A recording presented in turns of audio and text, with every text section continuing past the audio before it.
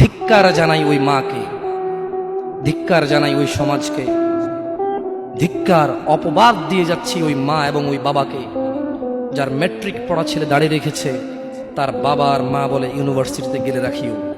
এমনভাবে বলে মনে হয় যেন ছেলের জীবনটা নিজের হাতে, ইউনিভার্সিটি পর্যন্ত বাঁচবে তার গ্যারান্টি আছে।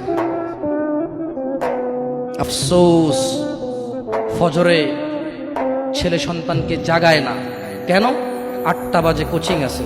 ধিক্কার ওই মাকে যে ফজরের সময় জাগায় না, কারণ 8টা বাজে ক্লাস আছে।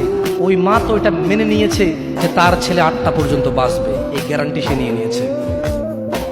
কি আমি মিথ্যা কথা বলছি? অযৌক্তিক।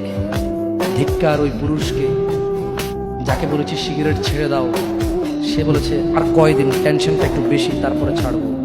বলেছি মদ ছেড়ে দাও, মদখোর যখন মদ পান করে, ইয়াবাখোর যখন ইয়াবা সেবন করে, তার ঈমান তার সঙ্গে থাকে না, তার ঈমান তার দেহ থেকে বেরিয়ে মাথার উপরে ঘুরতে থাকে, কালো হয়ে থাকে। ছেড়ে দাও এই ইয়াবা। সে বলছে প্রেমিকার সাথে বড় ঝামেলা চলতেছে, বিয়েটা সেটেল হয়ে গেলে ছেড়ে দেব। সে গ্যারান্টি দিচ্ছে সে বিয়ে পর্যন্ত বাঁচবে। আফসোস ওই যুবক, যে মিথ্যেবাদী যুবক ওয়াজের মাহফিলে ভীতু হয়ে থাকে, ওয়াজ থেকে বেরিয়ে দাম্ভিকতা দেখায়। এখানে কেউ হাত তুলতে পারলো না যে সে ফজর পর্যন্ত বাঁচবে। প্রত্যেক মানুষ ভালো হয়ে যাবে বলে কালকে থেকে ভালো হবে, গ্যারান্টি দিচ্ছে আজকে বেঁচে থাকবে।